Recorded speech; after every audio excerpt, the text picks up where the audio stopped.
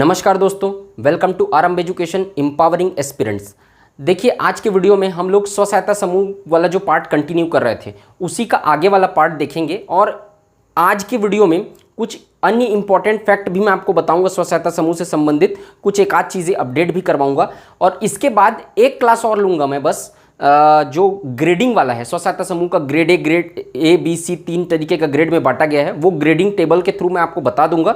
उसके बाद आपका स्व सहायता समूह वाला पार्ट जो है वो पूरा कंप्लीट हो जाएगा। तो यही स्व सहायता समूह वाला पार्ट आजीविका में सबसे लंबा पार्ट था, क्योंकि ज़्यादा क्वेश्चन आए इसलिए मैंने इसको पूरा डिटेल में हम लोगों ने कवर किया है। एक भी चीज़ मैं छोड़ा नहीं हूँ। इसके बाद आप क्वेश्चन बना के देखिएगा, 2012-17 सबका क्वेश्चन आपसे बन जाएगा, और भी कोई क्वेश्चन आएगा वो भी बन जाएगा। पूरा डिटेल में हम लोगों ने अच्छे से इसको कवर किया, इसीलिए मैंने टाइम लेके इसको कवर किया। बहुत से लोग बोर भी हो गए होंगे। पूरा 10 क्लास लगभग अभी करके, आज कल के 10 क्लास और एक और क्लास लूँगा, 11 क्लास में मैंने इसको कंप्लीट करवाया है। पूरी तरीके से हम लोग अच्छे से इसको कंप्लीट किए हैं। आप लोग, उम्मीद है मुझे कि आप लोग अच्छे से नोट्स इसका बना रहे होंगे। ठीक है, तो आज के वीडियो में हम लोग जो बैठक होता है स्व सहायता समूह का, उसमें क्या क्या एजेंडा होता है, क्या क्या मापदंड होते हैं, क्या क्या कार्यवाही होती है, वो वाला पार्ट देखेंगे। कुछ मैं आपको सूत्र, पंचसूत्र के अलावा 6 और सूत्र होता है उसको भी बताऊंगा, और जो अन्य कुछ चीज़ें इंपॉर्टेंट फैक्ट है वो आप लोग को बताऊंगा। इसके बाद एक क्लास में ग्रेडिंग वाला बता दूंगा, उसके बाद फिर ये कंप्लीट हो जाएगा। ठीक है, तो आई होप कि आप लोगों को ये वीडियो अच्छा लगेगा। अगर वीडियो अच्छा लगे तो वीडियो को लाइक करिए, चैनल को सब्सक्राइब करिए, ज़्यादा से ज़्यादा शेयर करिए। ठीक है, आज का वीडियो हम लोग स्टार्ट करते हैं। तो देखो, एसएचजी की बैठक के लिए मॉडल, जो बैठक होता है, साप्ताहिक बैठक जो होता है, उसमें क्या क्या होता है उस बैठक में, वो पूरी चीज़ें जो है वो 18 पॉइंट्स में मैं कवर कर रहा हूँ आप लोगों के लिए। ठीक है, तो पहला देखो, स्व सहायता समूह के सदस्य साप्ताहिक बैठकों में निम्न कार्यवाही करेंगे। क्या क्या करेंगे बैठकों में? ठीक, पहला प्रार्थना या गीत, जैसे कि स्कूल में होता था, आप लोग प्रार्थना करते थे कि नहीं पहले, तो प्रार्थना या गीत सबसे शुरू में होगा बैठक में। दूसरा, गोलाकार बैठेंगे, ऐसे समूह जो है वो गोलाकार आकृति में स्व सहायता समूह जो है वो क्या बोलते हैं, स्व सहायता समूह के सदस्य जो है वो बैठक में बैठेंगे। तीसरा, परिचय, एक दूसरे से परिचय होगा। पहले बैठक, मान लो आप लोग पहला बैठक मान लो इसको, सबसे पहला बैठक जो होगा उसमें क्या होगा, परस्पर एक दूसरे से क्या करेंगे, वो लोग परिचय करेंगे एक दूसरे का। ठीक, कि कौन क्या करता है, क्या काम है उसका, है ना, किस उद्देश्य से जुड़ा है। ठीक, इसे सब चीज़ के मामले में। चौथा, हाजिरी, ये रजिस्टर वैसे ही मेंटेन किया जाएगा जैसे कि स्कूल में मेंटेन किया जाता था। ठीक है, प्रेजेंट एब्सेंट करके कौन कौन हाजिर है, कौन कौन नहीं है। तो क्या होता है कि बहुत सारे सदस्य जो होते हैं वो बहुत सारे नियमित बैठकों में अगर अनुपस्थित हो जाते हैं तो उनको फिर स्व सहायता समूह से निकालने की कार्यवाही प्रारंभ कर दी जाती है। तो बताऊंगा उसको मैं। तो हाजिरी का काम होगा। पांचवा, अध्यक्ष का चुनाव होगा। देखो, इसमें बेसिकली क्या होता है, एक अध्यक्ष का चुनाव होता है, आपसी सहमति से निर्वाचन होता है एक तरीके से। ठीक है, तो वही लोकतंत्र होता है, उसमें मैं बताया था आपको। तो आपसी सहमति से एक अध्यक्ष का चुनाव करते हैं, जो उसकी अध्यक्षता में सारी कार्यवाहियां कंप्लीट होती है। तो इसमें क्या होना चाहिए, नियम है कि बदलाव होना चाहिए इस अध्यक्ष में हर 2 साल में। हर 2 साल में इसमें बदलाव होना चाहिए इस अध्यक्ष में, ताकि क्या हो कि सबको मौका मिलता रहे, एक ही ना रहे, उसमें मौका मिलते रहना चाहिए। ठीक है, छठवां है बैठक के लिए कार्यसूची तय करना।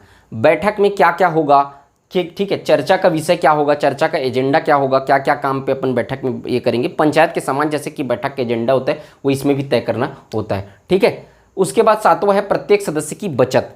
ठीक है, उसको बचत से संबंधित चीज़ों के बारे में प्रत्येक सदस्य को आगाह करना है ना, प्रत्येक सदस्य को देखना कि प्रत्येक सदस्य को बताना कि बचत करना है, इस तरीके से नॉलेज देना। ठीक, ट्रेनिंग करना। आठवां, समूह समान मुद्दों पर चर्चा।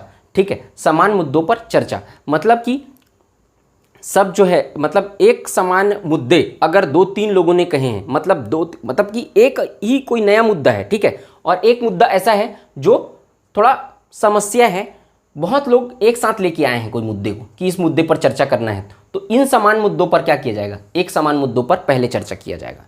तो कॉमन मुद्दे जो हाईलाइटेड है उस पर पहले चर्चा किया जाना जरूरी है, उस पर पहले चर्चा किया जाएगा। 9वां, वो कॉमन मुद्दों पर ही ज़्यादा चर्चा किया जाता है, बाकी एक एक करके लाए हैं तो वो अगले बैठक के लिए पोस्टपोन कर दिया जाएगा। लेकिन समान मुद्दे हैं, ज़्यादा लोग का कोई दिक्कत है तो उस पर पहले चर्चा किया जाता है उसमें पहले बैठक में। 9वां, ऋण की वापसी, पिछले ऋण की वापसी, तो इससे संबंधित चर्चा की जाएगी, और पिछला जो ऋण रहेगा उसको जो रहेगा वापसी से संबंधित चर्चा उस बैठक में पहले की जाएगी, या फिर पहले ही बैठक में, और फिर अन्य बैठकों में ऋण की वापसी के ऊपर ज़्यादा फोकस किया जाता है, ताकि आत्मविश्वास बढ़े, स्व सहायता समूह की विश्वसनीयता बढ़े बैंकों के प्रति, और बैंक जो है वो ज़्यादा ऋण दें, इसलिए पिछले ऋण की वापसी। 10वां ऋण का आकलन। ऋण का आकलन का मतलब कितने ऋण की जरूरत है, इसको एक तरीके से कैलकुलेशन किया जाता है स्व सहायता समूह में, बैठकों में। ऋण का आकलन किया जाता है कि कितने ऋण का जरूरत है हम लोग को, है ना, कितने ऋण की मांग है, मतलब स्व सहायता समूह के सदस्य कितने ऋण का मांग कर रहे हैं, तो सदस्य कितने ऋण का मांग करेंगे उसके हिसाब से फिर समूह जो रहता है वो बैंक से ऋण की मांग करता है, तो इसका आकलन किया जाता है। ठीक है। 11वां प्राथमिकता निर्धारण कि किनको क्यों, मतलब कि जो ऋण दिया जाना है वो किनको दिया जाना है, उसकी प्रायोरिटी, मतलब कि एक व्यक्ति है जिसको शादी के लिए, अपनी बेटी की शादी के लिए ऋण चाहिए, और एक व्यक्ति है जिसको कुछ चीज़ें खरीदने के लिए ऋण चाहिए, तो किसको ऋण देना ज़्यादा जरूरी है? बेटी की जिसकी शादी हो रही है उसको ऋण देना ज़्यादा जरूरी है। तो इस तरीके से वैसे भी गांव में दहेज प्रथा बहुत ज़्यादा विद्यमान रहती है। ठीक है। तो इसके कारण से दहेज के कारण भी लदे रहते हैं, तो उसके कारण भी लोगों को आजकल बहुत ज़्यादा ऋण लेना पड़ रहा है। तो ध्यान रखना, दहेज बुरी प्रथा है और इसको समाप्त करना, आप लोग आगे की जनरेशन हैं, आप लोग भविष्य हैं देश के, तो आप लोगों का भी ये रिस्पॉन्सिबिलिटी बनती है कि आप लोग इतना पढ़ लिख के इस प्लेटफॉर्म पे जा रहे हैं, एडीओ की तैयारी कर रहे हैं या ऑफिसर बनने की तैयारी कर रहे हैं, सिविल सर्विसेज बनने की तैयारी कर रहे हैं, सिविल सर्विसेज सर्वेंट बनने की तैयारी कर रहे हैं, तो रिस्पॉन्सिबिलिटी अब आप लोग के ऊपर है। तो ये प्रथा तो बहुत दिन से चलती आ रही है, लेकिन उस चीज़ को ख़त्म करने का जो इनिशिएटिव लेना है वो भी आप लोगों को लेना पड़ेगा। तो गरीबी, ये जो दहेज प्रथा है उसको आप लोग ऑफिसर बन के इसको ख़त्म कर सकते हैं और अपने से इसकी शुरुआत भी कर सकते हैं। ये जो गरीबी, ये जो दहेज प्रथा जो प्रचलित है उसको, ठीक है। तो इसके लिए आप लोग इतने पढ़े लिखे हैं, इस तरीके से लेवल को अपने डेवलप कर रहे हैं, तो मानसिकता को ऐसा बना के रखिएगा कि इसका इनिशिएटिव भी हमको लेना है। ये नहीं कि दूसरे को देख के हम भी दहेज लेंगे। बहुत लोग तो इसलिए दहेज लेते हैं कि हमारे घर में जो बहन थी हमारी या और भी लोग हैं उनको हमने दहेज दिया है उनके में, तो हम लोग लेंगे दहेज। ये मानसिकता भी कोई बहुत अच्छी मानसिकता नहीं है। ठीक है। तो आपको इनिशिएटिव इस बारे में लेना पड़ेगा। दहेज लेने वाले भी गलत हैं, दहेज देने वाले भी गलत हैं। ठीक है। और बहुत से लोग, और ये लोग भी गलत हैं इनमें, जो लोग सरकारी दूल्हा खोजते रहते हैं, मतलब जो लोग लड़कों में देखते हैं कि सरकारी नौकरी वाला ही लड़का हमको चाहिए, ये लोग भी गलत है। उतने ही गलत है जितना दहेज देने वाले और लेने वाले गलत हैं। ठीक है। तो इन सब बुराइयों को अगर आप एजुकेशन का मतलब यही है कि सामाजिक कुरीतियों को भी आपको समाप्त करने के लिए इनिशिएटिव लेना पड़ेगा। तो जब आप लोग इंडियन हिस्ट्री पढ़ेंगे तो आप लोग देखेंगे कि नव जागरण के अग्रदूत जो हुए हैं, जो रिवॉल्यूशन क्रिएट किए हैं 1850s में, ठीक है, वो लोग इन्हीं कुरीतियों को समाप्त किए हैं। अगर राजा राम मोहन राय सामने नहीं आते तो सती प्रथा आज के डेट में समाप्त नहीं हो पाती। तो इसी तरीके से ये भी जो प्रथा है उसको समाप्त करने के लिए इनिशिएटिव आप लोग को लेना है, ये ध्यान में रखिएगा। ठीक है। ये बहुत बुरी प्रथा है। ठीक, तो ये हो गया। तो प्राथमिकता निर्धारण किनको और क्यों दिया जाना चाहिए ये भी इसी में होता है। 12वां ऋण प्रदान करना। ठीक है। तो ऋण देने का काम भी पहले ही बैठक में कंप्लीट हो जाना चाहिए, मतलब उस पर इनिशिएटिव लेना चाहिए। ये एकदम पहले बैठक का नहीं है, ये सामान्यतः सब बैठकों में होता है। ठीक है। पहली बैठक की बात नहीं हो रहा है, ये सब कार्यवाही होते रहता है। ठीक है। तो ऋण प्रदान करना, ऋण देने का काम भी बैठकों में होना चाहिए। 13वां लेखा एवं अन्य पुस्तिकाओं में जानकारी दर्ज करना। जो पुस्तिका है उसमें जो भी इंफॉर्मेशन है, कौन ऋण लिया है, कौन दिया है, इसको सब पूरा ऑडिट करना, ऋण दर्ज करना, रजिस्टर मेंटेन करना। चौथा अन्य सामाजिक मुद्दे, उस पर भी चर्चा करना। जो अन्य, पहले तो ये जो सामान्य मुद्दों पर चर्चा करना, उसके बाद और भी मुद्दे हैं और समय बचा तो फिर उन पर भी चर्चा करता होता है। 15वां अगली बैठक स्थल का निर्धारण करना। इसी बैठक में क्या होता है, जो बैठक चलती रहती है वर्तमान बैठक, उसी बैठक में अगले बैठक किस दिन होगा उसका निर्धारण कर लिया जाता है। कार्यवाही पुस्तिका को पढ़कर सुनाना। जो भी कार्यवाही हुआ है, किसी भी चीज़ों, सामाजिक मुद्दा कोई आया उस पर डिसीजन लेना है, उस पर कार्यवाही क्या हुआ है, किसको कितना ऋण दिया, उसको बोलकर क्या करना है, पढ़कर सुनाना है बाकी सदस्यों को। 18वां चर्चा पढ़कर सुनाने के बाद बैठक समाप्ति के समय बैठक के अध्यक्ष और अन्य प्रतिनिधियों के साथ क्लस्टर समन्वयक, सामुदायिक संगठन या सीआरपी का हस्ताक्षर होना चाहिए। जो भी कार्यवाही हुई है उसमें ये सब लोगों का हस्ताक्षर होना चाहिए। ये सब चीज़ों को बारे में मैं आपको पूरा डिटेल में कवर करवा चुका हूँ, जाके पहले देखना। ठीक है। जो नहीं देखे हैं वो लोग उसको देखते आना। और वैसे पूरे स्टूडेंट, मेरे को उम्मीद है कि पूरा देखते हुए आ रहे होंगे सीक्वेंस वाइज। ठीक है। तो ये तो समझ में आ गया होगा आप लोगों को। ठीक, तो पूरा सबका सिग्नेचर होगा, जो भी ऑफिसर्स वहाँ होंगे उनका। ठीक है। तो ये हो गया आपका। अब देखते हैं अपन कुछ अन्य महत्वपूर्ण तथ्य जो बच गए थे, जो मैंने बीच बीच में है। ठीक है। वो सबको एक साथ फैक्चुअल मैं कवर कर रहा हूँ। ठीक है। तो पहले तो ध्यान रखना कि सामान्यता स्व सहायता समूह में कितने सदस्य होते हैं। पहले बताया था मैं 10 से 20 सदस्य सामान्यता स्व सहायता समूह के सदस्य होते हैं सामान्यता। ठीक है, इसमें क्या किया जाता है, महिला स्व सहायता समूह को प्राथमिकता दी जाती है। 20 से ज्यादा स्व सहायता समूह के सदस्य भी हो सकते हैं, लेकिन छत्तीसगढ़ सोसाइटी रजिस्ट्रेशन अधिनियम के तहत वो लोग को पंजीकृत कराना पड़ता है। और वो लोग का नियम कौन बनाता है, छत्तीसगढ़ सोसाइटी रजिस्ट्रीकरण अधिनियम में जो नियम है उसके अनुसार वो लोग काम करते हैं। लेकिन अगर सदस्य संख्या 10 से 20 है तो वो लोग क्या करेंगे, ऐसे स्व सहायता समूह अपना नियम स्वयं बनाएंगे। ठीक है, ये सब चीज तो मैं पहले भी बता चुका हूं। एक चीज जो मैं शायद स्किप हो गया था कि दुर्गम क्षेत्र और विकलांग व्यक्तियों का जो समूह है, दुर्गम क्षेत्र में जो स्व सहायता समूह गठित हो रहे हैं या फिर विकलांग व्यक्तियों से मिलकर बनकर स्व सहायता समूह है, पहाड़ी, मरुभूमि और बिखरी हुई आबादी वाले क्षेत्र में जो सदस्य की संख्या है वो 5 से 20 भी हो सकती है। शायद इसको कमेंट में कोई पूछा भी था कि यह क्या होगा करके। ठीक है, तो ये मैं बता रहा हूं कि 5 से 20 भी हो सकती है। मतलब ऐसे तो सामान्यतः मिनिमम 10 मैक्सिमम 20 सदस्य होंगे, लेकिन अगर ये कंडीशन है तो फिर मिनिमम 5 सदस्य से मिलकर भी स्व सहायता समूह बन सकता है, मैक्सिमम 20 सदस्य से भी मिलकर बन सकता है। तो ऐसे जगह पे 5 से 20 होंगे। ठीक है, बीपीएल सदस्य, बीपीएल नहीं एपीएल कर लो इसको, एपीएल सदस्य, तो जो एबव पॉवर्टी लाइन के सदस्य, जो गरीबी रेखा से ऊपर के हैं, वो लोग 20% से 30% ही हो सकते हैं। कोई 20% होता है, कोई कोई मामले में विशेष परिस्थिति में 30%, नहीं तो बाकी सब जो 80% होंगे वो बिलो पॉवर्टी लाइन के ही होंगे। ठीक है, बिलो पॉवर्टी लाइन मतलब गरीबी रेखा से नीचे वाले ही, क्योंकि इसमें प्राथमिकता ही दिया जाता है गरीबी रेखा से नीचे वालों को, उन्हीं को तो ऋण का जरूरत पड़ेगा। ठीक है, तो 80% जो होंगे वो बीपीएल होंगे।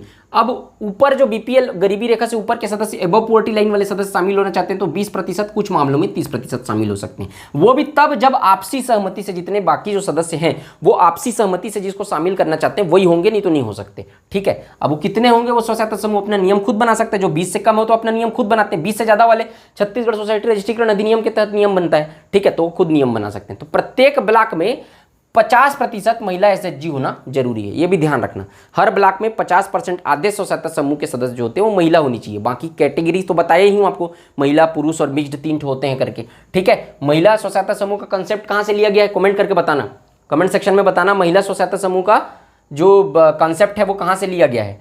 ठीक, अन्य पंचसूत्र, तो मैं आपको 5 पंचसूत्र बताया था, उनका पालन करना सब स्व सहायता समूह को जरूरी है, लेकिन 6 और पंचसूत्र हैं। ठीक है, तो 6 और पंचसूत्र को भी आप लोग नोट करके रखिएगा।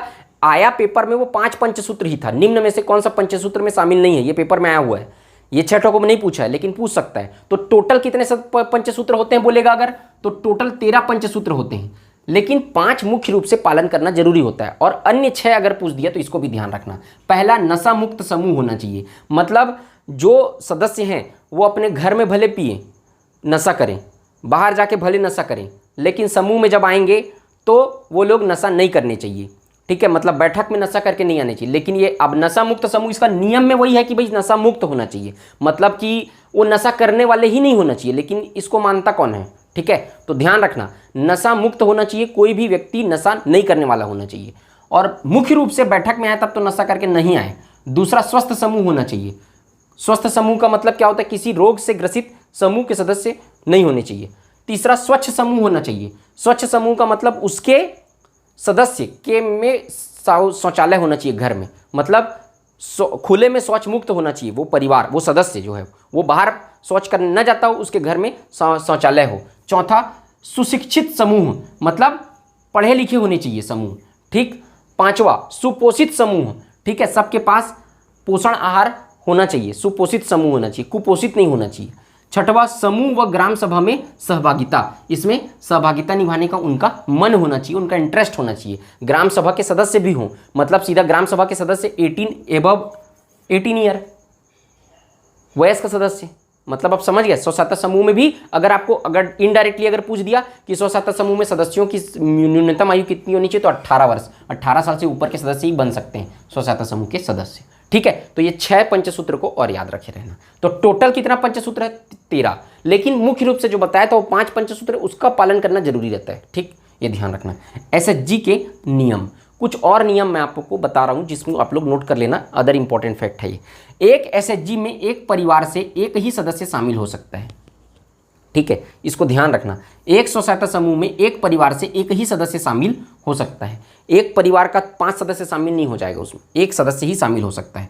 भाई एक परिवार में मान लो जाए 3 सदस्य हैं, अब एक सदस्य शामिल हो गया है, तो अब दूसरे सदस्य को भी ऋण का जरूरत पड़ेगा, तीसरे से एक ही परिवार के 3 लोग ऋण लेके थोड़ा थोड़ा ऋण लेके बहुत ज़्यादा ऋण ले लेंगे, इसलिए एक ही सदस्य को शामिल करना बनाया गया। ठीक है, निवासी वो लोग एक ही गांव के होने चाहिए, अलग अलग गांव के निवासी से मिलकर स्व सहायता समूह नहीं बनेगा, क्योंकि आने जाने का खर्चा बहुत ज़्यादा हो जाएगा। वो ऐसे भी वो लोग का बिलो पोवर्टी लाइन वाले रहते हैं, तो एक गांव के सदस्य को ही प्राथमिकता दी जाती है, एक निवासी एक गांव का ही होना चाहिए। सदस्यता शुल्क 10 रुपये है मिनिमम। देखो ये जो 10 से 20 स्व सहायता समूह के सदस्य रहते हैं, 10 से 20 सदस्य वाले, ये लोग अपना नियम खुद बना सकते हैं। रूल कौन बनाता है? ये लोग खुद बनाते हैं। तो न्यूनतम सदस्य 10 रुपये से कम नहीं होगा। सदस्य बनना है तो 10 रुपये शुल्क देना पड़ेगा, लेकिन ज़्यादा हो सकता है इससे। इसमें क्या है, न्यूनतम है 12, 15, 20 कुछ हो सकता है।